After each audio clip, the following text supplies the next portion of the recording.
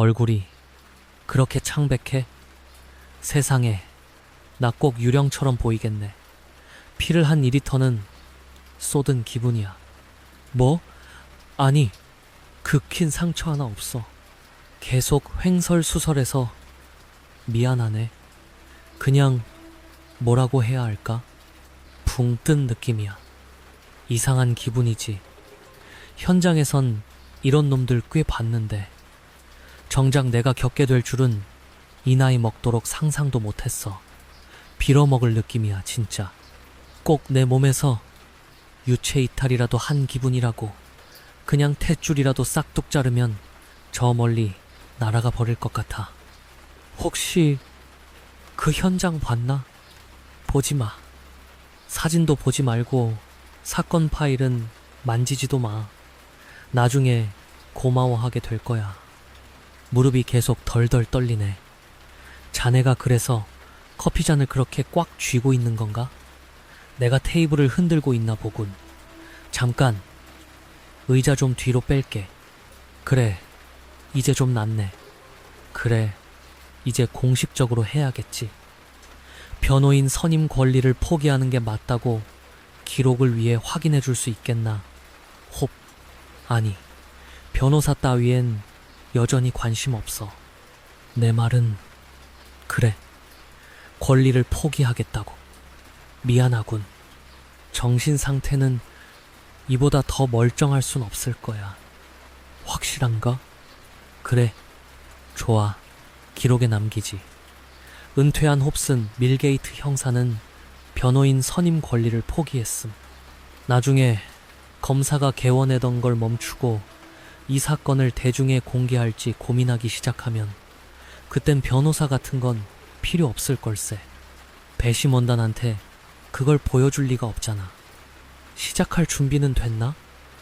아니, 그래도 말은 할게. 그날 밤 사건 현장에는 어쩌다 가게 된 건가? 이 모든 게 시작되기 전에 낚시 여행이나 계획하고 있었다면 믿겠나? 됐어. 잠깐만 생각 좀 하고. 정리가 잘 안 되네. 취조실 테이블. 이쪽에 앉아보는 건 처음이라서 말이야. 아마 그 기자 때문에 시작된 것 같아. 베이머라고 했던가. 일주일 전에 이메일을 보냈더군. 드리스콜 가족 살인 사건에 대한 새로운 정보가 있다면서. 내가 그 사건 담당 형사였거든. 20년 동안 미제로 남은 사건. 완전히 묻혔지. 솔직히 처음엔 다 헛소리인 줄 알았어. 자네도 알잖아. 그런 거 대부분은 악의도 없어. 다들 자기가 사건을 해결할 엄청난 단서라도 안다고 생각하지. 증거랑 대조해 볼 필요가 없으면 이론은 만들기 쉬운 법이거든. 드리스콜 사건은 이 근방에서 꽤 큰 이야기였어. 관심도 많았고 언론도 시끄러웠지. 지난 수년간 내가 들은 개소리 이론만 수백 개는 될 거야. 은퇴하면서 캐롤 형사에게 수사를 넘겼지만 그 친구를 귀찮게 하고 싶진 않았네. 요즘 갱단 문제로 바쁜 거 아니까. 그래서 그냥 예의상 한번 확인해 보려고 했던 거야. 별일 없을 줄 알았지. 퓨리어 카페에서 점심을 같이 했어. 딱 봐도 전문직 느낌이 나는 잘생긴 금발의 아가씨였는데 사기꾼이나 음모론자 같은 부류는 아니더군. 뭐 내가 사람 인상을 크게 믿는 편은 아니지만, 아니면 죽음에 흥분하는 그런 소름 끼치는 여자일 수도 있었지. 젠장, 그런 인간들도 지겹게 상대해봤거든. 그래도 여전히 날 떠보거나 자기가 속았을 수도 있다고 생각했어. 근데 파일을 하나 갖고 있더군. 진짜처럼 보였어. 그 안에는 드리스콜. 살인범은 아니었던 건가? 차라리 그놈이 살인범이었으면 좋았을 텐데. 그게 모두에게 훨씬 나았을 거야. 정말로. 아, 드리스콜 사건에 대해 먼저 말해야겠지. 어디 보자. 벌써 20년 전 일이네. 그 모든 세월을 생각하면 제기랄 20년이라니. 그건 너무 긴 시간이잖아. 그렇게 천천히 하게. 혹, 고맙네.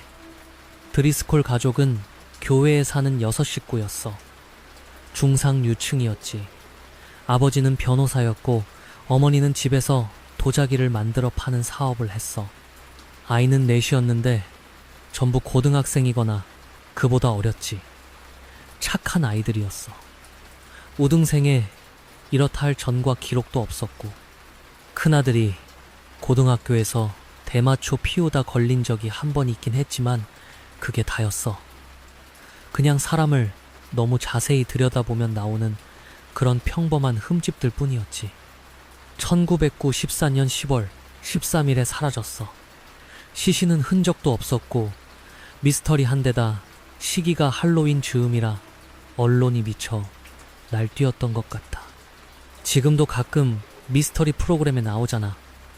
온 가족이 감쪽같이 사라졌는데 본 사람도 없고 어디로 갔는지 아는 사람도 없고, 이웃이 소음 신고를 해서 우리가 처음 출동하게 됐어. 경보음이 울리고 있었는데 침입자라도 든 줄 알았던 거지. 순찰차를 보냈고 아무도 문을 열어주지 않자 순찰 경관이 안으로 들어가서 조사했어. 막내딸 방에 명백한 다툼의 흔적이 있었지. 침대는 뒤집혀 있었고 시트는 찢겨 있었어. 그 경보음은 일산화탄소 감지기였고 막내딸 침구를 제외한 모든 침구류에서 높은 농도의 일산화탄소 성분이 검출됐지. 경보기가 아니었다면 찾아볼 생각도 못했을 거야.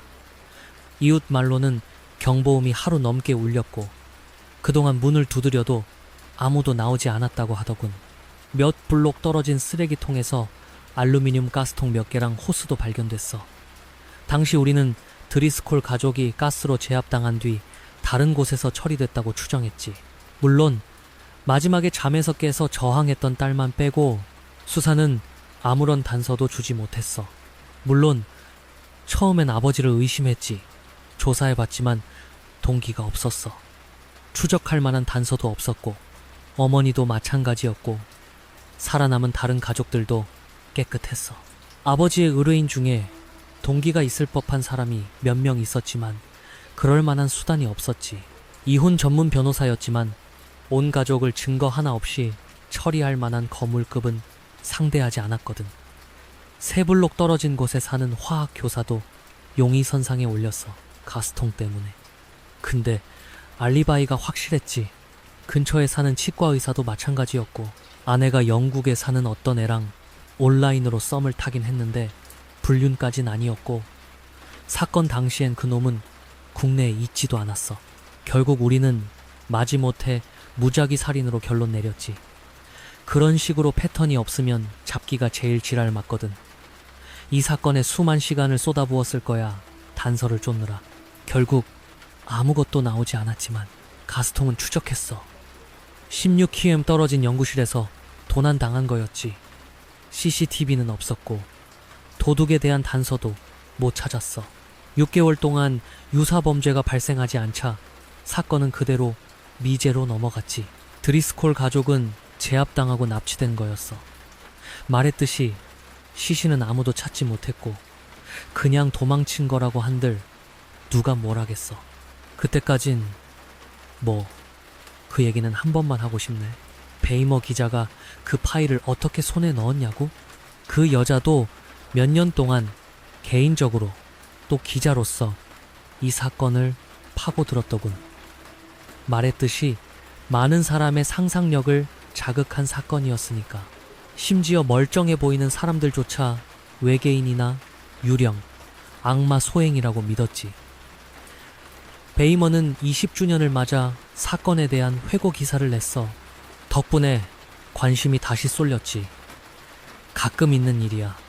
늘 그랬듯 나는 새로운 증거가 없다는 이유로 논평을 거절했고 그래도 내 코멘트를 따려고 했던 건 기억나. 그래서 점심 약속을 수락했던 거고 기사를 낸 후에 베이머는 파일을 하나 제보받았다고 주장했어. 나한테 진위 판별을 부탁하고 싶다고 하더군. 파일에서 가장 중요한 부분은 자백서였고 나는 그런 위조 문서는 흔해 빠졌다고, 특히 이렇게 오래된 사건에서는 더 그렇다고 장담했지. 드리스콜 사건만 해도 내가 직접 들은 거짓 자백만 20개는 된다고. 하지만 그녀는 끈질겼어. 일단 그녀가 사기를 치거나 살인사건 이야기로 흥분하려는 부류가 아니라는 느낌이 들자 만나기로 했지. 그녀는 자백서가 우리가 점심때 만났을 때 보여준 그 봉투에 담겨 우편으로 왔다고 했어. 내용물이 어땠냐고? 내 수사 과정을 요약한 낡은 신문 스크랩들이었어. 적당히 누렇게 변색된 걸 보니 범인이 기념으로 모아둔 것 같았지. 그리고 드리스콜 가족 6명의 사진이라고 주장하는 것들과 그들이 끌려간 시설의 사진 몇 장도 있었어. 이것 좀 봐. 손이 멈추질 않네. 보이지? 아무리 애를 써도 멈추지가 않아. 이 진술 끝나면 구급대원한테 진정제라도 놔달라고 해야겠어. 안 그러면 잠 한숨 못 잘 것 같아. 아니, 지금은 괜찮아. 녹음하는데 기억에 방해되는 건 원치 않아. 그냥 머릿속에 담고 있는 것만으로도 미안, 집중할게. 사진들은 물론 드리스콜 가족이었지. 당시엔 몰랐지만 사진이 심하게 낡아서 누구라도 될 수 있었어. 얼굴을 분간하기가 아주 어려웠지. 하지만 파일 자체가 워낙 정교해서 더 살펴볼 가치는 있겠다 싶었어. 자백 편지는 짧았어. 주소가 하나 적혀 있었지. 그게 제일 먼저 눈에 띄었고, 온라인에서는 찾을 수 없는 주소였는데 그 말은 아주 오래된 주소라는 뜻이었지. 편지에는 이렇게 쓰여 있었어. 거짓말 좀 그만 찍어내. 난 아무도 죽이지 않았어. 그냥 아침 식사 준비하는데 시간이 좀 걸렸을 뿐이야. 서명은 없었고 방금 생각났는데 젠장. 실종 한 달 뒤에 아침 식사 메뉴판을 받았었어.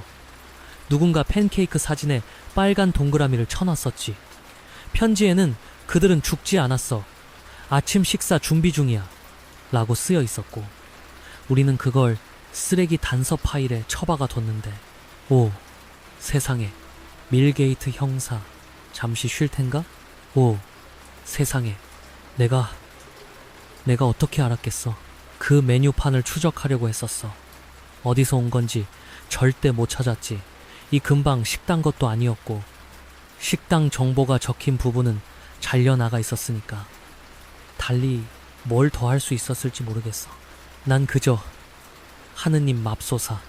내가 왜 직접 그 장소를 조사하기로 했냐고? 미안하군. 그게 사기가 아니란 걸 확인하고 싶었어. 여전히 확신이 없었거든. 20년 동안 사람들이 보낸 가짜 증거에 시달렸으니까. 어쩌면 나도 그 사건에 상상력을 빼앗겼었나 봐. 언젠가 내가 놓친 걸 생각해내서 모든 걸 해결할 거라고 항상 믿었으니까. 누가 정답을 무릎 위에 툭 던져준다는 게 믿기지가 않았지. 내 두 눈으로 직접 봐야 했어. 베이머 기자가 시 기록을 뒤져서 위치를 특정했지만 우리 둘 다 그 건물이 아직 거기 있을지는 확신하지 못했어. 버려진 공장 건물이었지. 유효한 우편 주소가 있었던 마지막 기록이 50년 전이었으니까 어쩌면 무너져 내렸을지도 모를 일이었고 아마 내가 직접 해결하고 싶었던 마음도 있었던 것 같아. 그게 내 무릎 위에 떨어진 정답이든 아니든 그 사건은 20년 동안 내 머리 위를 맴돌았거든. 베이머와 나는 다음날 아침 그곳에서 만나기로 했지. 사건 현장을 묘사해달라고. 그래, 말했듯이 공장 건물이었어. 길이가 대략 36m의 폭은 한 14m쯤 됐을 거야. 목조 건물이었는데 처음엔 주변 건물들처럼 낡아 보였지. 그런데 자세히 보니 외벽 몇 군데를 최근에 땜질한 흔적이 있더군. 더 살펴보니 입구는 쇠사슬로 잠겨 있었고 원래는 판금 공장이었던 걸로 알아. 적어도 실내 여기 쓰레기통 있나? 토할 것 같아서. 고맙네. 우리가 미안하군. 속을 다 비운 줄 알았는데. 아니, 이거 끝내고 싶어. 그러고 나서 진정제를 맞을 거야. 건물 안에서 무슨 냄새가 났어. 아주 희미하게. 그게 아마 수색 영장을 받을 만한 사유가 됐겠지. 뭐 민간인인 나한테는 필요 없지만 시체 썩는 냄새는 절대 잊을 수가 없거든. 그것들은 그 냄새가 날 정도로 상태가 심각했어. 자물쇠 따는 법은 아직 안 잊었더군. 그래서 안으로 들어갔지. 있잖아, 난 정말 그것들이 시체였으면 좋았을 거라고 생각해. 그놈이 그냥 연쇄살인마였으면 좋았을 거라고. 정말이야. 제발 내 말을 믿어줘. 믿네. 건물 내부는 어땠나? 이걸 해치고 집중하려고 애쓰고 있어. 정말이야. 미안하지만 이 일이 끝나면 아주 오랫동안 잠들고 싶을 뿐이야. 구급대원은 와 있나? 진정제는 준비됐고? 다행이군. 창고는 우리가 생각했던 것만큼 버려진 곳이 아니었어. 내부는 복도가 있었고 방이 6개 있었지. 낮긴 했지만 건물 나머지 부분보다는 눈에 띄게 새로 지은 구조였어. 각 방 사이의 벽은 방음 처리가 되어 있었고 바깥으로 난 창문이나 방끼리 연결된 문은 없었지. 유일한 통로는 복도뿐이었어. 그때 베이머 기자한테 나가라고 하려고 했어. 알다시피 안에서는 냄새가 더 심했거든. 그 냄새가 느껴졌어. 코에 밝히는 모래알처럼 온 피부에 작은 모래알이 달라붙는 느낌이었지.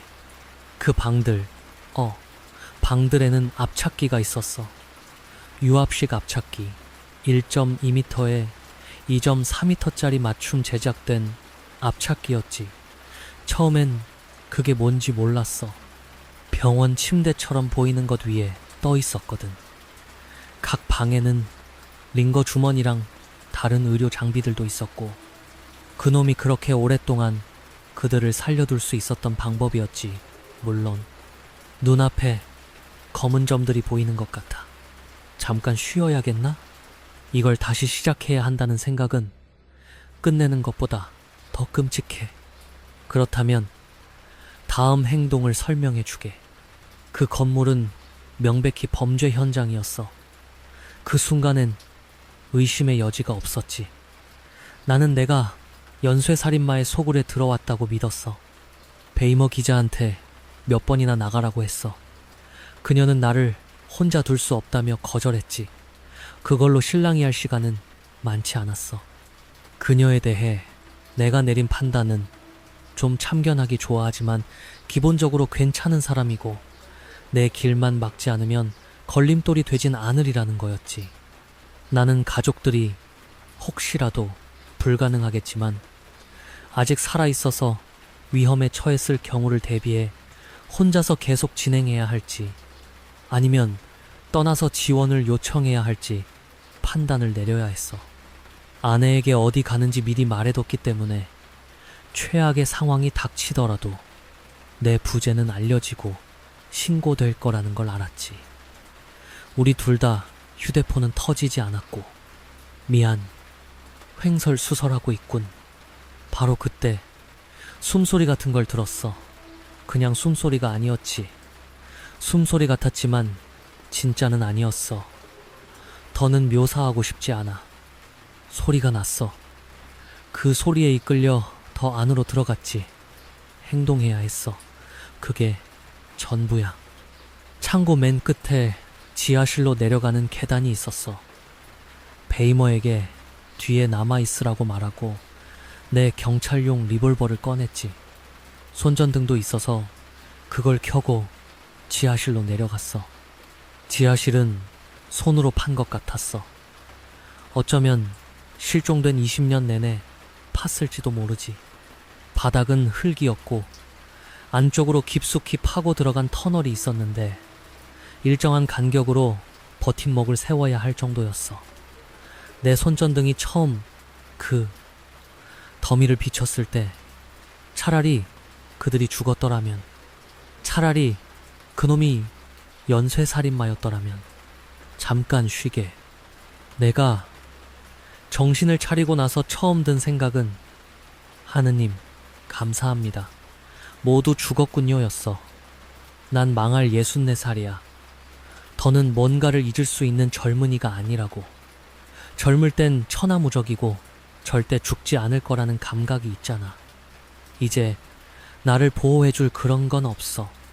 그들은 그런 꼴을 당했는데 나는 여기서 징징거리고 있군. 내 잘못이야. 내가 그들을 찾았어야 했어. 어떻게든 구했어야 했다고. 미안하네, 홉. 물어봐야겠어. 그 현장을 묘사해 줄 수 있나? 그래, 할 수 있어. 처음엔 내가 뭘 보고 있는 건지 몰랐어. 제기랄, 지금도 모르겠어. 그건 그냥 덤이었어. 두께가 한 60cm쯤 됐을 거야. 악취와 색깔로 보아 살점으로 만들어진 게 분명했지. 나는 그놈이 그들을 토막내서 쌓아 올린 줄 알았어. 그것만으로도 충분히 끔찍했겠지만 진실을 알게 된 첫 번째 단서는 눈알이었어. 더미 꼭대기에 완벽하게 둥근 눈알 하나가 접시 크기로 비틀어진 눈구멍 한가운데 박혀 있었지. 그때 내가 보고 있는 것이 말 그대로 20년간의 고문이었다는 걸 깨달았어. 그놈은 드리스콜 가족 전체를 20년 동안 그 앞찾기 밑에 두고 링거로 살려뒀던 거야. 그들의 몸이 적응할 시간을 주면서 아주 천천히 압력을 높여서 결국 그들이 팬케이크처럼 납작해질 때까지 20년 동안 매년 약 0.6cm씩 짓눌렀던 거지.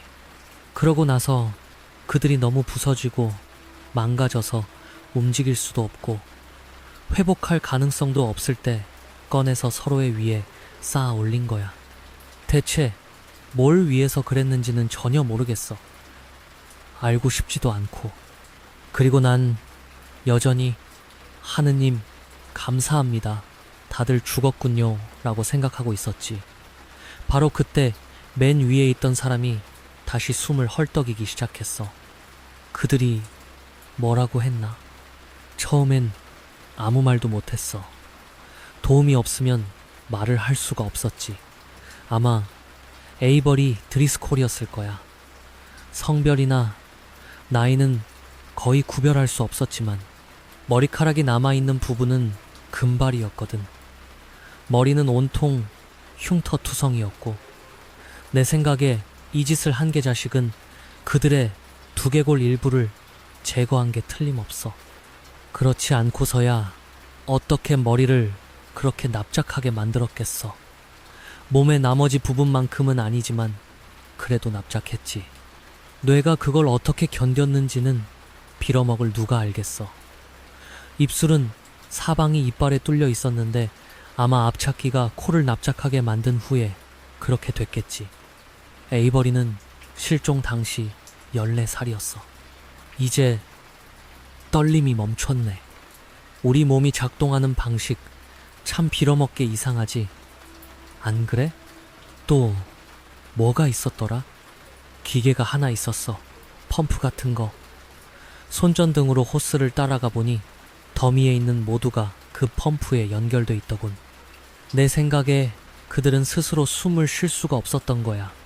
어느 시점부터는 폐가 부풀어 오를 공간이 전혀 없었으니까. 각자의 가슴에는 구멍 같은 게 뚫려 있었고 펌프에 스위치가 있었는데 내가 왜 그걸 눌렀는지는 모르겠어. 공황 상태였거든. 뭐라도 하고 싶었지. 어쩌면 내 안에 어떤 멍청한 부분이 그걸 켜면 그들이 부풀어 올라 괜찮아질 거라고 생각했는지도 몰라. 스위치를 눌렀어. 맨 위 호스로 가는 공기량이 늘어났지. 펌프가 더 힘겹게 작동하는 소리가 들렸고 바로 그때 에이버리 드리스콜이 비명을 지르기 시작했어. 죽여달라고 애원했지. 다른 말도 했어. 횡설수설했지. 계속 베인 오브 에러라고 소리쳤어. 가족에 대한 이야기도 했고 이해할 수 없었지. 그는 고통스러워했고 나는 그가 이미 몇 년 전에 미쳐버렸기를 바랄 뿐이었어. 오, 하느님 맙소사. 내 말이 그 말이야. 어떻게 해야 할지 몰랐어. 그는 비명을 멈추지 않았지. 나를 자기를 고문한 놈이라고 확신하는 것 같았어. 그의 눈을 자세히 보니 대부분이 하얀 흉터 조직 덩어리였지. 그는 완전히 눈이 멀어 있었어. 있잖아.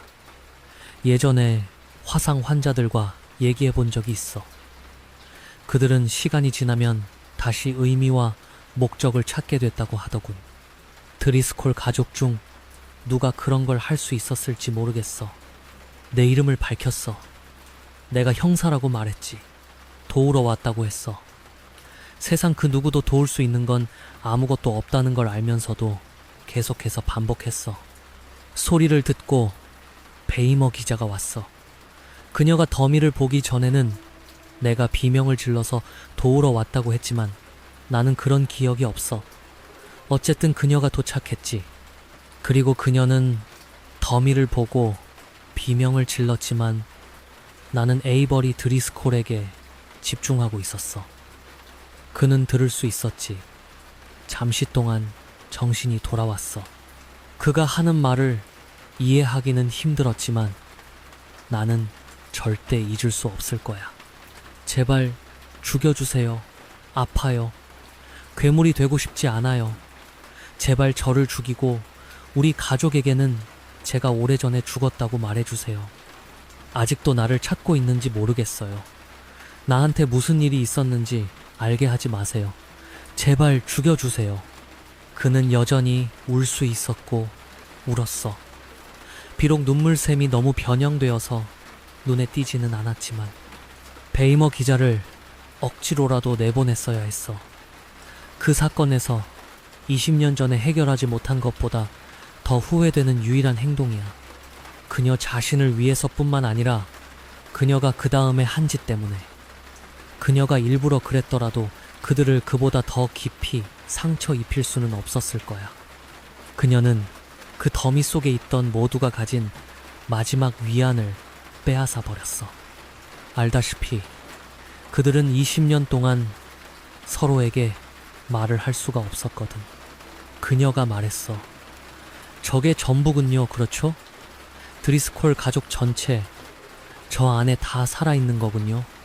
온 가족이 20년 동안 드리스콜 가족 각자는 함께 갇힌 동료들이 자기 가족의 다른 구성원이라는 사실을 모르고 있었던 거야. 그들은 모두 자기 가족은 괜찮을 거라는 희망을 품고 있었지. 모두들 어딘가에 자신을 사랑하고 고통에서 벗어난 사람이 있을 거라고 꿈꾸면서 20년 넘게 고문당하고 10cm 두께로 짓눌려진 6사람이 서로의 위에 쌓인 채 지르는 비명이 어떤 소리인지 아나? 지옥의 문이 삐걱거리며 열리는 소리 같았어. 이제 그만하면 됐네. 밀게이트 형사. 아직 내 실수였어. 더 노력했어야 했지. 그 단서를 추적했어야 했어. 어쩌면 그들이 비명을 지르며 말하려던 게 그거였을지도 몰라. 내 실수였으니 내 책임이었지. 나는 그들을 쏴버렸어. 자비는 어려운 일이지만 나는 그들에게 빚을 졌으니까. 그들을 구하지 못한 건 나였으니까. 총알 한 발이 전부를 꿰뚫었어. 그래도 리볼버를 다 비웠지. 그들이 더는 고통받지 않도록 그들에게 마지막 평화를 주기 위해서. 그게 내가 그들에게 줄 수 있는 유일한 친절이었어. 우리는 그곳을 나와 지원을 요청했어. 베이머도 나도 시신들과 함께 남아있고 싶지 않았지. 나는 현장 감식반을 따라 지하실로 다시 들어가지 않기로 했어. 진술을 하고 떠나도 되겠냐고 물었고 그들 중 한 명이 내가 본 것을 보고 나서는 동의해줬지. 이제 진정제를 맞아도 될까? 그래. 물론이지. 고맙네. 구급대원 좀 들여보내주게. 소매는 걷어 올릴게. 아내가 당뇨가 있어서 그 과정은 잘 알아. 아, 그리고 베이머 기자에게도 똑같은 배려를 해줘. 그 여자는 나중엔 나보다 더 힘들어 보였어. 불쌍한 여자, 토하거나 울지도 못하더군. 물론이네. 그녀가 지금 어디 있는지 아나? 현장 책임자에게는 집으로 간다고 했다는데 연락이 닿질 않아. 신문사에는 연락해 봤나? 어느 신문사 말인가? 데일리 월드. 확실한가? 데일리 월드 직원 명단에는 베이머라는 성을 가진 사람이 없는데. 때는 2013년 4월. 난 누구에게도 말하지 못했던 일을 겪었어. 거액의 돈을 받고 10년간 입을 다물라는 합의서에 서명했거든. 이제 그 시간이 끝났고 여러 선택지를 고민해봤어.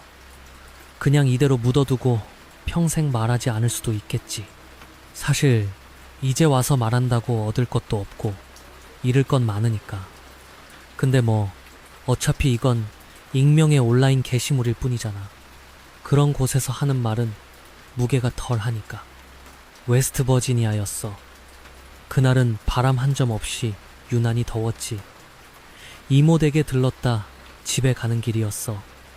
다리가 부러지셔서 집 밖으로 못 나오셨거든. 루이스버그에서 I-64 고속도로를 타고 집으로 향하고 있었지. 시작은 라디오였어. 그 당시 지겹게 듣던 매클모어 노래가 흘러나오고 있었는데 소리가 갑자기 딱딱 끊기더니 그대로 완전히 먹통이 됐어. 앞에서 차들이 경적을 울려대기 시작하더니 길이 서서히 막히기 시작했지. 나무들이 흔들리는 게 보였는데 마치 점점 더 강한 압력이 짓누르는 것처럼 기이하게 흔들렸어. 차 왼편에서 몰아치는 바람 소리가 어찌나 거세던지 그걸 버텨내려고 핸들을 반대쪽으로 꺾어야만 했지. 흙먼지 구름이 휙 지나가면서 앞 유리를 더럽히길래 선루프를 닫았어. 그때였어. 땅이 울리는 소리가 들린 건 천둥 소리 같았는데 하늘이 아니라 땅 속에서부터 울려오는 소리였어. 마치 신음 같은 포효가 초마다 점점 더 크고 선명하게 들려왔지. 그 소리가 절정에 달했을 때 저편의 나무들이 쓰러지는 게 보였어. 작은 기아차 한 대가 균형을 잃고 도로 밖으로 튕겨 나가버렸지. 소리가 잦아들자 도로는 순식간에 아수라장이 됐어. 어떤 차들은 미친 듯이 차선을 바꾸고 어떤 차들은 급브레이크를 밟아댔지. 내 뒤에 있던 차가 나를 스치며 지나가는 바람에 차 문이 긁히기도 했어. 라디오에서 자동 메시지가 흘러나오고 있었어. 지질학적 사건이라는 지역 긴급 경보였지. 모든 에어컨을 끄고 속도를 줄여서 가장 가까운 출구로 빠져나가라는 내용이었어. 감정 없는 목소리가 계속 반복됐어. 지질학적 사건, 에어컨 끄시오. 서행하시오. 가까운 출구로 대피하시오. 몇 분이 흘렀을까? 저 앞에 차들이 줄을 서기 시작했어. 경찰들이 사방 차선을 막아서고는 고속도로 출구 하나만 유일한 탈출구로 남겨뒀더라고. 몇몇 사람들은 바리케이드를 뚫고 지나가려 했지만 경찰들이 총까지 겨누며 막아섰어. 방독면이랑 진압 방패로 무장한 경찰들도 보였지. 우린 그들의 수신호에 따라 움직였어. 출구로 빠져나가니 오른쪽으로 가라고 지시하더라. 거기엔 넓은 들판이 있었는데 임시 주차장처럼 사용되고 있었어. 차들을 그 안으로 유도해서 주차시키는데 양옆으로 문도 못 열 정도로 빽빽하게 붙여서 상자처럼 가둬버리는 시기였지. 맨 가장자리에 주차하지 않는 이상 옴짝달싹 할 수 없게 말이야. 한 줄에 10대에서 15대 정도씩 총 4줄로 차를 세웠어. 더 들어오는 차들은 저 아래쪽 길로 보내더라. 그곳은 이미 차로 꽉 차 있었지. 난 2번째 줄, 대략 6번째 칸에 갇혔어. 내 주변 사람들은 거의 다 핸드폰을 붙들고 있었어. 난 딱히 전화할 사람은 없었지만 다들 신호가 잘 안 잡히는지 애를 먹는 것 같았지. 라디오에서는 여전히 긴급 메시지만 반복되고 있었고 사람들 목소리가 점점 커졌어. 내 왼쪽 두 칸 옆에 있던 남자가 차 문틈으로 몸을 내밀고는 경찰한테 무슨 일이냐고 소리치기 시작했지. 경찰들은 즉각 반응했어. 허공에 대고 경고 사격을 한 발 쏘더군. 차 안에 가만히 있어. 경찰이 소리쳤어. 문 잠그고 두 번 말 안 한다. 몇몇 사람들이 그 장면을 촬영하고 있었지만 영상을 올리는 데는 문제가 있는 것 같았어. 데이터가 터지질 않았거든. 얼마 안 가 핸드폰 신호는 완전히 차단됐지. 아마 경찰이 총 쏘는 영상 한두 개 정도는 인터넷에 올라갔을 거야. 경찰들은 계속해서 순찰을 돌았어. 우린 차 안에 머물라는 지시를 받았지. 창문 올리고 문은 잠그고 엔진도 끄고. 다른 차들에서 사람들이 수군거리는 소리가 들렸어. 어떤 사람은 지질학적 사건 때문에 천연가스가 유출됐는데 내연기관 엔진이 폭발을 일으킬 수 있어서 그런 거라고 하더라. 테러 공격이라는 말도 나왔지. 답은 없었고 경찰들도 입을 열 생각이 없어 보였어. 1시간쯤 지났을까 상황이 점점 험악해졌어.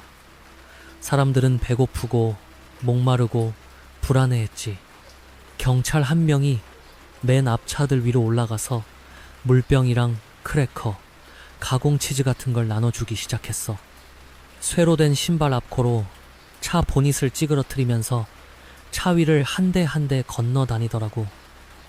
용변을 봐야 할 사람들을 위해 두꺼운 검은 비닐 위생 봉투라는 것도 나눠줬어. 쓰고 밀봉해서 문 밖으로 버려. 그러고 문 잠그고 기다려. 난 뒷좌석으로 기어들어가 모자를 푹 눌러쓰고 좀 쉬려고 했어. 핸드폰으로 게임을 좀 했는데 배터리가 얼마 안 남았더라고. 아껴야겠다 싶어서 그냥 낮잠을 자기로 했지. 땀이 눈에 들어가 따가웠어. 더워서가 아니라 긴장해서 나는 땀이었지. 뭘 해도 갇혔다는 느낌뿐이었고 차는 점점 더 좁게만 느껴졌어. 나가고 싶어도 나갈 수가 없었고 내가 통제할 수 있는 게 아무것도 없다는 생각에 신체적인 고통마저 느껴졌지. 폐소공포증이 이런 느낌일까? 앞줄에서 경찰 두어 명이 뭔가를 의논하고 있었어. 그중 한 명이 흰색 면장갑을 끼고는 앞차 보닛을 쓱 닦아내더라고. 그 장갑은 벗어서 봉투에 담겼고 그 봉투는 또 열풍기로 밀봉됐어. 아무래도 우리 차들이 무언가에 뒤덮인 것 같다는 인상을 받았지. 나만 그렇게 생각한 건 아니었어. 내 왼쪽에 있던 대학생 2명도 그 얘기를 하고 있었거든. 탄저균이야. 한 명이 말했어. 틀림없어. 아니, 금가루야. 다른 애가 킥킥댔지. 나눠주기 싫은 거지. 야, 진짜 첫 번째 애가 신음했어. 네, 말이 맞았으면 좋겠다. 아닐 거 알지만 제발 그랬으면 좋겠네. 닥쳐. 나도 곧 그 대화에 끼어들었어.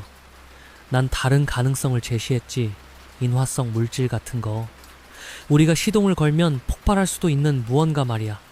걔들도 그럴 수 있겠다고 생각하는 눈치였어.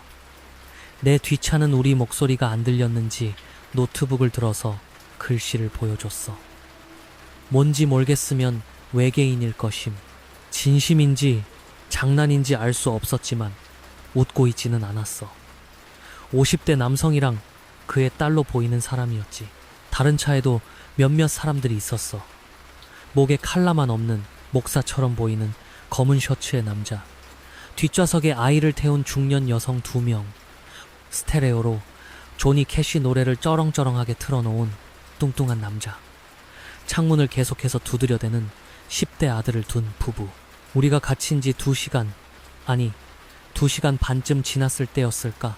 트럭 한 대가 들어왔어. 커다란 물탱크를 실은 그런 트럭이었지. 아무 표시도 없는 걸 보니 민간용 트럭 같았어. 트럭이 들어오자 경찰들이 메가폰으로 외치기 시작했어. 지금부터 여러분의 차량에 세척 작업을 실시하겠습니다. 그들이 말했어. 모든 문과 창문은 잠근 상태를 유지해 주십시오. 차량이 마를 때까지 보호용 비닐로 덮어둘 것입니다. 그 후에 질서정연하게 출발하도록 조치하겠습니다. 다시 한번 반복합니다. 우리 대부분은 안도했어. 이제 시간 문제라고 생각했지. 날은 점점 어두워지고 있었어. 경찰들은 차 위로 올라가 꼼꼼하게 물을 뿌려댔어. 염소 냄새가 나는 걸 보니 물에 뭔가를 섞은 모양이었지. 내 차례가 되자 경찰은 차 위로 올라와 선루프가 제대로 잠겼는지 다시 한번 확인했어. 그리고는 차 전체에 화학약품 냄새가 진동하는 액체를 뿌려댔지. 목구멍 뒤쪽에 착 달라붙는 그런 역한 냄새였어. 작업이 끝나는 데는 꽤 오랜 시간이 걸렸어. 적어도 한두 시간은 걸렸을 거야. 그 후에는 주차장 한쪽 끝에서부터 거대한 비닐 덮개 같은 걸 펼치기 시작했어. 수영장 덮개나 축구장 방수포 같은 거 말이야. 경찰차 2대를 이용해서 그 거대한 비닐을 천천히 주차장 전체 위로 덮었고 가장자리는 커다란 돌로 고정했지. 진정하십시오. 비닐이 우리 위를 기어오자 그들이 외쳤어. 불편하시겠지만 여러분의 안전을 위한 조치입니다. 세척이 끝나면 귀가하실 수 있습니다. 항상 차 안에 머물러 주십시오. 다시 한번 반복합니다. 난 시키는 대로 했어. 차 안에 가만히 앉아서 그 비닐 덮개가 나를 덮치는 걸 지켜봤지. 마치 산채로 매장당하는 기분이었어. 모든 빛이 사라지고 완전한 어둠 속에 갇혔지. 들리는 건 주변 사람들의 희미한 목소리뿐이었어. 대학생들은 이 일이 끝나면 어디로 갈지 얘기하고 있었고 누군가는 경적을 울렸어. 지지의 의미인지 불만의 표시인지는 알 수 없었지만 누군가는 환호성을 지르기도 했지. 난 마지막 남은 물을 한 모금 마시고 마지막 남은 퍽퍽한 크래커를 삼켰어. 운전석으로 돌아왔어. 경찰들이 비닐 덮개 작업을 마치고 경찰차를 주차하는 소리가 들렸지. 난 꾹 참고 기다렸어. 1시간 정도 더 걸리려나. 정확한 시간을 알려주진 않았지만 그래도 숨은 좀 쉴 수 있게 됐지. 뭐 그런 셈이었어. 핸들을 잡고 있으니 뭔가 통제력이 생긴 것 같다가도 금속관 속에 갇힌 것 같은 기분이 들기도 하고 감정이 오락가락했어. 너무 어두웠고 사방에서 플라스틱과 화학약품 냄새가 진동했지. 마치 시간이 멈춰버린 세차장 안에 있는 기분이었어. 들뜬 분위기가 가라앉아 주변 소리에 더 귀를 기울이게 됐어. 근처 차들에서 들려오는 잡담 소리를 애써 걸러내자 저 멀리서 언성을 높이는 소리가 들렸어. 차 안에 있는 사람들이 아니라 경찰들이었어. 무슨 얘기를 하는지는 몰라도 꽤 격앙된 토론을 벌이고 있었지. 1시간이 흘렀고 사람들은 점점 참을성을 잃어갔어. 더 많은 차들이 경적을 울려댔지. 어떤 사람들은 소리를 지르며 답을 요구했어. 난 다리 떨리는 걸 멈출 수가 없었어. 여기서 나가야 한다는 생각을 하면 할수록 차가 더 좁게 느껴졌지. 내가 통제할 수 없는 것들에 온 신경이 쏠렸어. 목이 좀 말랐는데 물은 다 떨어졌고 화장실도 가고 싶었지. 다리를 뻗고 산책도 하고 싶었어. 신선한 공기를 마시고 이 역겨운 화학약품 맛을 입에서 씻어내고 싶었지. 차, 시동 거는 소리가 들렸어. 가속하는 소리. 트럭이 움직이고 있었어. 저쪽 어딘가에서. 차 안에 계셔야 합니다. 메가폰 너머로 누군가 비명을 질렀어. 어떤 이유로든 절대 떠나지 마십시오. 차 안에 머무르십시오. 차들이 쏜살같이 달려나갔어. 많지는 않았지만 몇 대가. 그리고 정적. 경찰들은 우리를 거기에 버려두고 떠났어. 모두가 조용했어. 몇몇 사람들이 핸드폰을 켜서 손전등처럼 사용하며 차와 차 사이를 비췄지. 그 어두운 덮개 아래 갇힌 차들의 바다를 내다보자 날카로운 실루엣에 의해 잘려나간 몇 개의 불빛이 보였어. 어둠 속에서는 누가 누군지 분간할 수 없었지. 그냥 다 사람이었어. 익명의 존재들. 뒤쪽 어딘가에서 누군가 숨을 헐떡이는 소리가 들렸어. 그리고 금속이 쿵 하는 소리가 났지. 마치 경찰들이 물을 나눠주러 우리 차 위로 올라왔을 때처럼. 몇몇 사람들은 경찰들이 비닐 덮개를 걷어내는 줄 알고 조심스럽게 환호성을 질렀어. 하지만 그게 아니었어. 대신 더 많은 발소리가 들렸지. 환호성은 점점 더 많은 발소리가 우리 차 위를 타닥거리며 지나가자 서서히 잦아들었어. 열댓 개를 세다가 포기했어. 다른 차 안의 실루엣들은 미동도 없었어. 우리 모두는 숨을 죽인 채 어떤 대답이 나타나기를 기다렸지. 도대체 무슨 일이 벌어지고 있는 거야? 저 소리는 뭐지? 내 오른쪽 어딘가에서 목소리가 들렸어. 거기 누구야? 나이 든 남자의 목소리 같았어. 아까 그쪽에 픽업 트럭이 한 대 있었거든. 그 말에 대한 대답이라도 하듯 발소리가 멈췄어. 혀를 입천장에 대고 차는 듯한 희미한 딸깍 소리가 났지. 딸깍, 딸깍. 그리고 저 멀리서 그의 화답하는 딸깍 소리. 내 왼쪽 어딘가에서도 또 몇 번의 딸깍 소리. 그러더니 딸깍 소리가 폭포수처럼 쏟아졌어. 수십, 아니, 어쩌면 수백 개의 소리가. 오른쪽에서 끔찍한 금속성 소음이 들렸어. 그리고 유리가 깨지는 소리, 짧게 끊기는 비명, 이어서 불규칙하게 몇 번 울리는 경적 소리. 멀리 보이던 실루엣 중 하나가 흐릿해지더니 무언가가 앞 유리를 뚫고 비닐 덮개까지 찢어버리며 밖으로 튀어나갔어. 앞줄 어딘가에서는 차 지붕이 통째로 뜯겨 나갔지. 누군가 좌석에서 위로 끌려 올라갔어. 내 차에서 두 칸 뒤에서는 더 많은 유리 깨지는 소리가 들렸어. 마치 야생동물이 차 안으로 들어간 것 같았지. 조수석 창문에 붉은 피가 희미하게 튀는 게 보였어. 숨이 쉬어지지 않았어. 심장이 가슴을 뚫고 나올 것처럼 뛰었고 팔이 떨리기 시작했지. 손은 핸들을 꽉 쥔 채 굳어버렸고 어깨를 타고 땀이 흘러내리는 게 느껴졌어. 통제가 안 됐어. 무슨 일이 벌어지는지 눈으로 보지도 못했는데 이 소리들, 이 비명들이 내 안에 원초적인 무언가를 깨웠어. 이건 위험이었어. 위협이었지. 내 머리가 인지하기도 전에 몸이 먼저 알고 있었어. 옆 차에 있던 대학생들은 몸을 숙이고 있었어.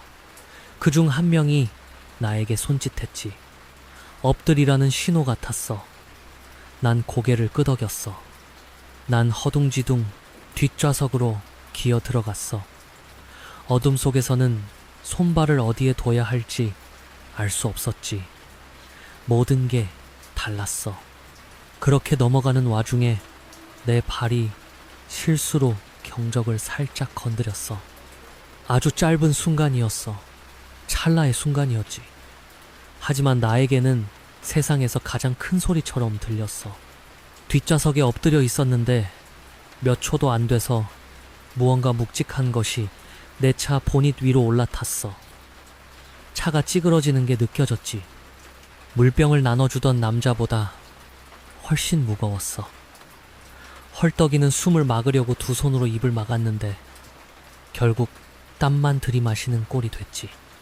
혀를 깨물며 밖에 무언가가 움직이고 자세를 바꿀 때마다 나는 모든 금속성 신음소리에 귀를 기울였어. 코끝이 찡했어. 딸깍, 딸깍. 그리고 내 차 뒤에서 화답하는 딸깍 소리. 더 이상 불빛을 들고 있는 사람은 없었어. 모두가 몸을 웅크리고 조용히 숨어 있었지. 난 운전석 뒤쪽 문에 몸을 바싹 붙이고 최대한 작게 웅크렸어. 무언가가 천천히 움직이자 차체가 삐걱거리는 소리가 들렸어. 그게 내 썬루프에 다다랐을 때 살짝 금 가는 소리가 났지. 그 소리에 움직임이 멈췄어. 또다시 금 가는 소리. 난 차가 제발 멈춰달라고 비는 것처럼 조용히 고개를 저었어. 저게 박살 날 거야. 그리고 박살 났어. 거대한 비닐 덮개가 쑥 꺼지면서 내 차 안으로 들어왔고 내 다리 위로 유리 파편이 쏟아져 내렸지. 무언가 큰 덩어리가 보호용 비닐에 쌓인 채로 앞 좌석으로 굴러 떨어졌어. 그건 몸을 뒤틀고 빙빙 돌았지. 조심스럽게 질문하는 듯 했던 딸깍거림은 이제 끊임없이 쏟아지는 경고음으로 변해 있었어. 도움을 요청하고 다른 놈들에게 알리고 있었던 거야. 그리고 그놈은 비닐을 찢고 빠져나오려 하고 있었지. 사방에서 발소리가 들려왔어. 어떤 놈들은 차와 차 사이를 뛰어다녔고 어떤 놈들은 한 번에 차 한 대를 건너뛸 정도로 멀리 도약하며 서둘러 다가왔어. 몇 초 안에 난 놈들에게 둘러싸일 운명이었지. 난 손을 더듬거렸고 그러다 깨진 유리에 엄지손가락을 베이고 말았어. 겨우 조수석 문을 열었지만 문을 활짝 열고 옆차에 바싹 붙여도 내가 빠져나갈 공간은 충분하지 않았어. 그래도 시도는 해야 했지. 틈새로 몸을 밀어넣고 최대한 숨을 내쉬며 가슴을 납작하게 만들었어. 그것이 내 차 안에서 날뛰는 동안 시야가 희미해지는 게 느껴졌어. 시야 가장자리에 검은 점들이 나타났지. 팔에 힘이 빠져나갔어. 그런데도 기적적으로 난 빠져나왔어. 얼굴이 임시주차장에 자갈 바닥에 부딪혔을 때 남아있던 화학약품 때문에 타는 듯한 통증이 느껴졌지. 뛰고 싶은 본능을 억누르고 대신 배를 바닥에 댄 채 차 밑으로 기어 들어갔어. 놈들은 더 있었어. 몇 놈은 차 위로 올라탔고 몇 놈은 내려왔지. 무게가 이동하면서 내 가슴은 땅에 짓눌렸어. 앞 유리창이 깨지고 천이 찢어지는 소리가 들렸어. 저 위에 무언가가 끼었고 그건 마치 덫에 걸린 짐승처럼 격분해 있었지. 대학생들이 서로에게 속삭이며 침착함을 유지하려는 소리가 들렸어. 한 명이 다른 한 명에게 그냥 몸을 낮추고 조용히 기다리기만 하면 된다고 안심시키고 있었지. 그때 무언가가 내가 기어 나온 조수석 문을 들이박았어. 문은 옆차에 부딪혔다가 경첩이 완전히 떨어진 채로 땅바닥에 아무렇게나 나뒹굴었지. 잉크처럼 새까만 새이것과 비슷한 발 하나가 바로 내 옆 땅을 짚었어. 나중에 찾아봤어. 앞으로 3개, 뒤로 1개의 발가락이 있었고 모두 발톱이 달려 있었지. 많은 맹금류와 비슷한 대주족 형태의 발이었어. 다만 사람 발보다 컸고 기름을 바른 듯 매끄러운 피부를 가졌다는 게 달랐지. 무게는 상당했을 거야. 적어도 180킥은 나갔을걸. 딸깍거리는 소리가 입에서 나는 거라면 키는 대략 2m에서 2m 10cm 정도였을 거야. 아니, 구부정하게 서 있었다면 더 컸을 수도 있지. 어떻게 그 좁은 차들 사이를 걸어 다녔는지는 상상도 안 가지만 아마 몸이 아주 가늘었을 거라고 추측해. 그것은 마치 무언가를 찾는 것처럼 내 차에서 다른 차로 우아하게 걸어갔어. 어둠 속에서 거의 아무것도 보이지 않았지만 이놈은 완벽하게 길을 찾는 것 같았지. 아무 것에도 부딪히지 않았어. 내 오른쪽 뒤에 있는 차 유리를 톡톡 두드렸고 누군가 놀라서 짧은 비명을 질렀어. 사냥이 시작된 거지. 이번에는 달랐어. 그게 연쇄 반응을 일으켰는지 갑자기 사방에서 비닐 덮개가 찢겨나가기 시작했어. 사람들이 필사적으로 차에서 빠져나오려고 했지. 누군가 앞 유리를 걷어차는 소리, 다른 누군가는 문을 열려고 옆차에 쾅쾅 부딪히는 소리가 들렸어. 그리고 저 멀리서 총성이 들렸어. 단 몇 발이었지만 옆차에 있던 대학생들이 문을 박차고 나와 나를 따라 했어. 그들은 땅으로 굴러 차 밑으로 들어왔지. 위쪽 덮개가 찢어지면서 빛이 조금 더 들어왔어. 그들의 얼굴은 눈물로 붉어져 있었고 한 명은 필사적으로 핸드폰으로 도움을 요청하려 했지. 다른 애가 그 손에서 핸드폰을 낚아챘어. 짧은 몸싸움 끝에 그들은 벨소리를 켜놓고는 최대한 왼쪽으로 멀리 미끄러뜨렸어. 그 핸드폰이 떨어진 차는 박살이 났어. 모든 창문이 깨지고 모든 승객이 사라졌지. 좌석 하나가 반으로 찢겨내 던져지면서 으드득거리는 소리가 들렸어. 순식간에 차 한 대가 수십 마리의 그것들에게 둘러싸여 갈기갈기 찢겨나갔어. 닥쳐! 대학생 중 한 명이 반복해서 말했어. 닥쳐! 닥쳐! 닥쳐! 무언가가 내 차 밑으로 손을 뻗었어. 내 신발 밑창을 긁었고 엄지발가락까지 구멍을 냈지. 난 도마뱀처럼 재빨리 앞으로 기어갔어. 대학생들도 그걸 보고 따라왔어. 별 생각 없이 그냥 움직임이 있으니 따라온 것 같았지. 차 2대를 더 지나가다가 막혔어. 길을 막고 있는 무언가 어두운 것 때문에 몸을 노출하지 않고는 지나갈 수가 없었지. 그게 뭔지 볼 수는 없었지만 알아채는 데는 오래 걸리지 않았어. 누군가 고기 덩어리를 우적우적 씹는 듯한 축축한 소리가 들렸어. 희생자의 옷을 뚫고 먹으려 애쓰는지 실밥이 터지면서 탁탁 끊어지는 소리가 났지. 핏물이 차 밑으로 흘러나와 내 손가락 끝을 적셨어. 아직 따뜻했어. 놈들 중 하나가 희생자를 먹고 있었던 거야. 난 몸을 웅크리고 숨 쉬는 것을 잊지 않으려 애썼어. 그리고 거기서 기회를 기다렸지. 어떤 기회든 적어도 1시간은 거기 있었던 것 같아. 모든 물어뜯는 소리, 뼈가 부서지고 힘줄이 끊어지는 소리를 들으면서 만족스러운 듯한 딸깍거리는 소리들. 식사를 마친 그것은 남은 것을 질질 끌며 어딘가로 사라졌어. 놈들은 앞으로 이동하고 있었어.